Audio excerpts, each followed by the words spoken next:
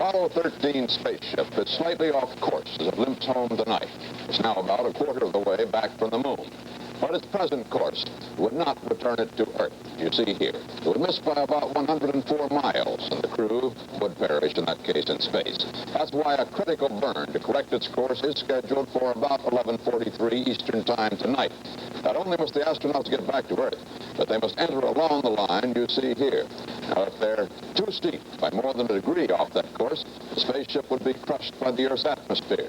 If they're too shallow by more than a degree when they hit the atmosphere, about 80 miles up, they will bounce off back into space and not be recoverable. But what are their chances of making that burn successfully? I spoke about that a few minutes ago with Leo Krupp, test astronaut for North American Rockwell. Leo, do you have any doubt that the facilities they have aboard the LEM and the LEM Descent Propulsion System engine can make the fine adjustments to set them right on the proper course for entry?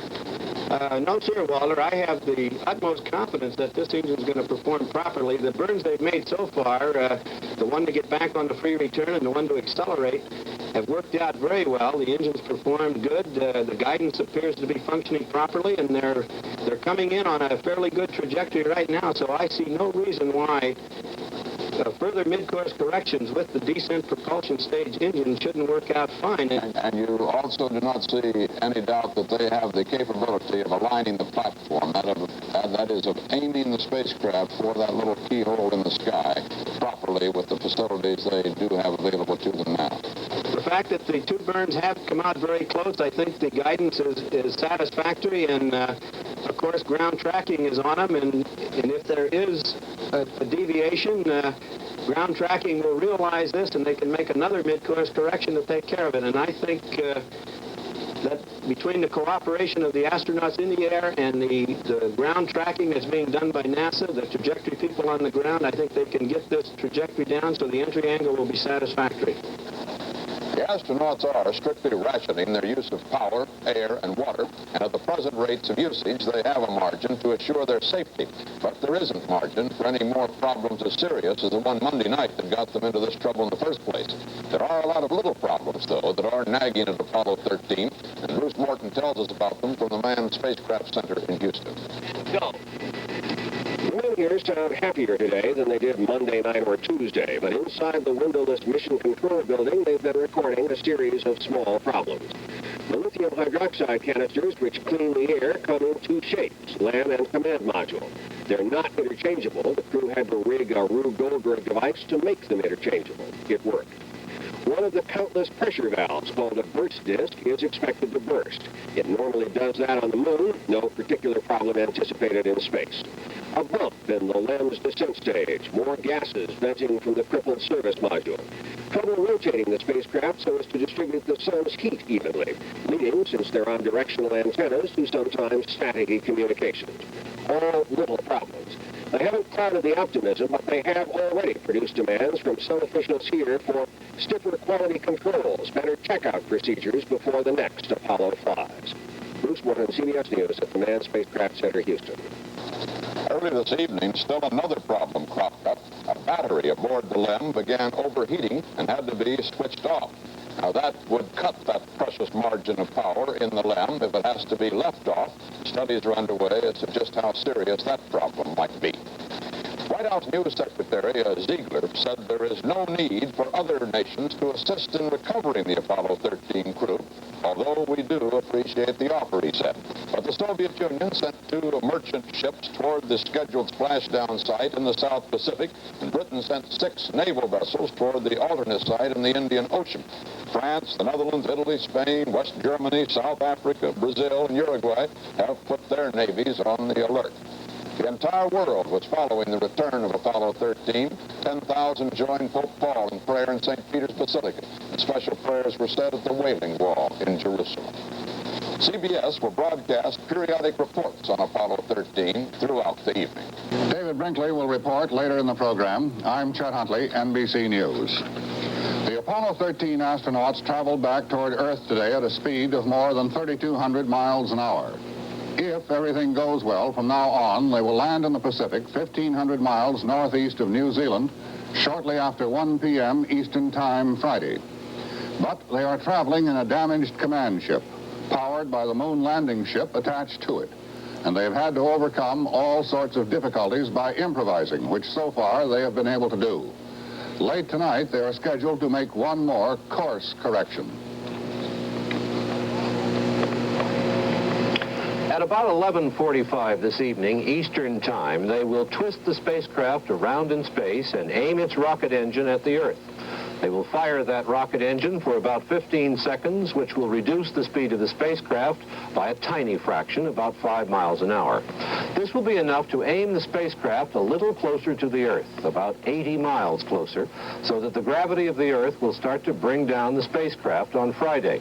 On the present course, without correction, the spacecraft would not be captured by Earth gravity, and it wouldn't land.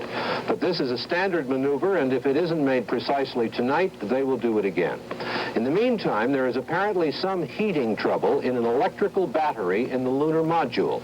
No telling now how serious this might be, since the alarm bell just rang in the spacecraft and was reported by Commander Lovell. Apollo 13 is now 190,000 miles, roughly, from the Earth, traveling at about 2,900 miles an hour, and the men are comfortable. Today in Houston... Air is fine. The flow is good. The temperatures are good. In fact, they even commented they were a little bit chilly up in the command module. So as far as the quality of the air that they have, it's very good. I don't recall if all of them have mentioned eating. I know Lovell and Haise talked about they were eating, and so I'm sure that they're getting enough food. That's no problem. And essentially, the situation that we are in allows them to sleep whenever they want to, as you've already probably seen. In fact, someone was asking me about the flight plan, and it's kind of difficult to do that because you say, well, you sleep this long, except you find out that the guy sleeps for half that long, and he wakes up and he feels pretty good, and so he lets somebody else sleep. So essentially, we have no constraints in this area to speak of, and they're able to take their rest as they need it. And I think that their condition is they've been tired up until we did that mid-course. But since that time, they've been getting rest, and they will get more rest. And I think we'll see a very definite improvement shortly. While the men in the spacecraft are still all right and the ship is on its way home, Apollo 13 is still walking a tightrope far out in space.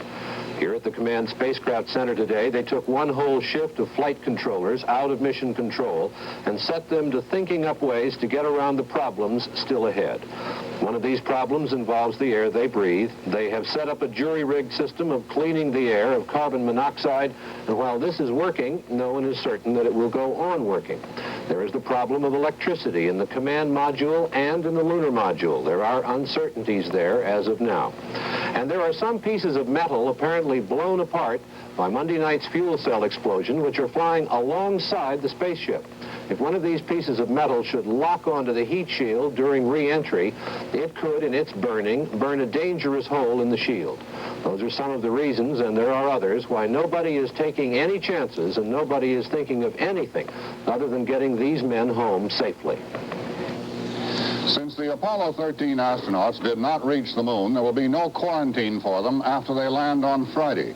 Plans call for the 3 men to be flown by helicopter to Samoa, stay overnight there, and then be flown directly to Houston on Saturday. Today, around the world, there were expressions of hope that the crew's return will be safe. At the Vatican, at the White House, and in almost every city, people prayed for the lives of the spacemen.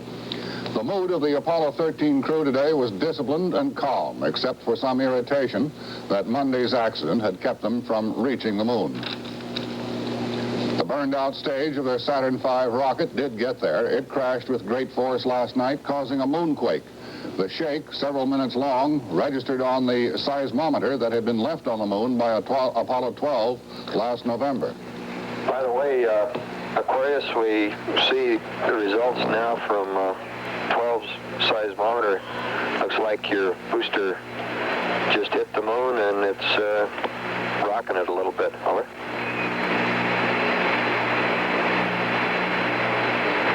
Well, at least something worked on this flight.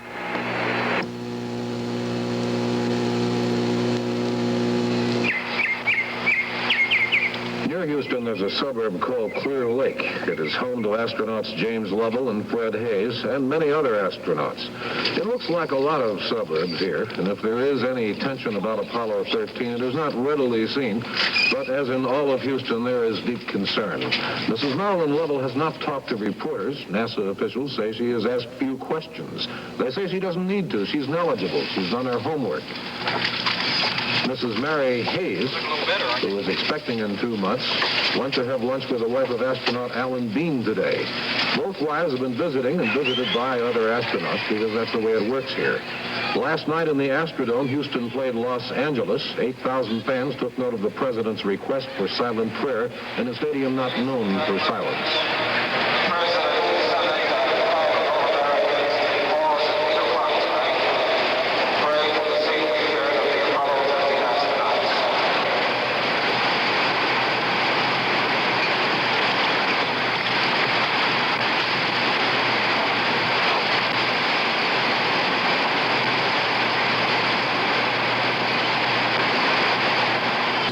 Apollo 13 astronauts and their crippled ship are back within the grasp of the Earth's gravity tonight, though they're still a long way off.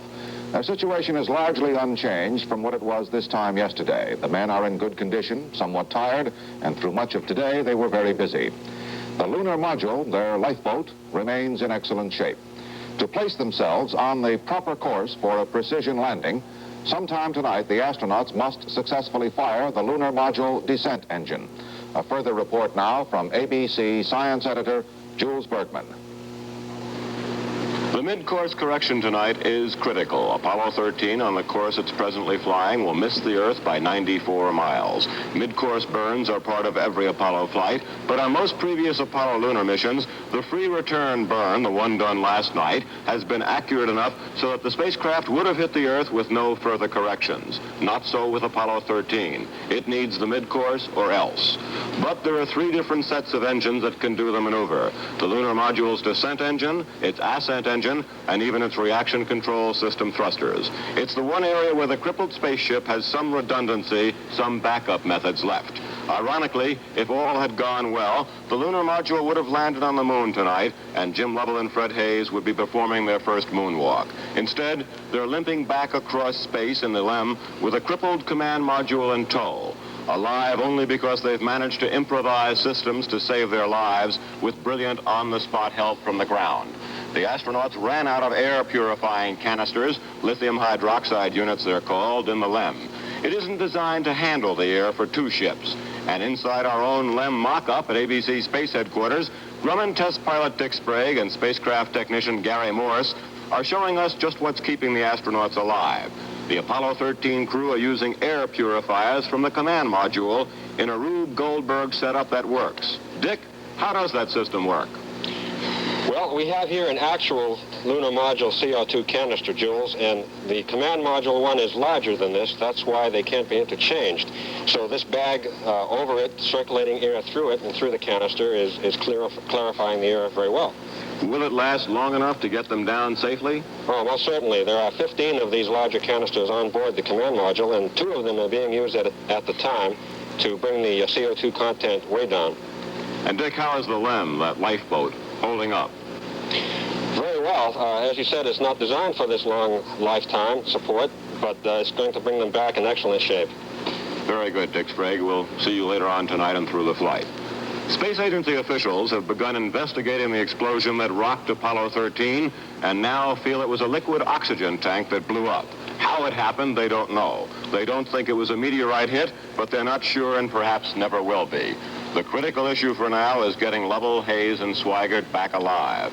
And while the LEM is holding up, so far, they're far from out of danger.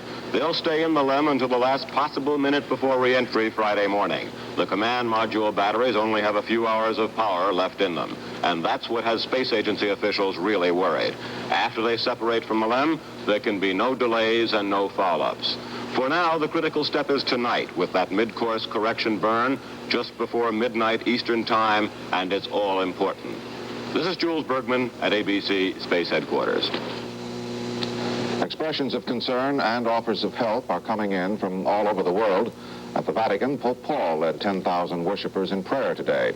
There was a special service at the Wailing Wall in Jerusalem, the holiest of Jewish shrines. Russia has ordered 2 merchant ships to head for the expected recovery area, and assistance has been offered by 6 European countries and by Uruguay, which has a navy of exactly 3 ships.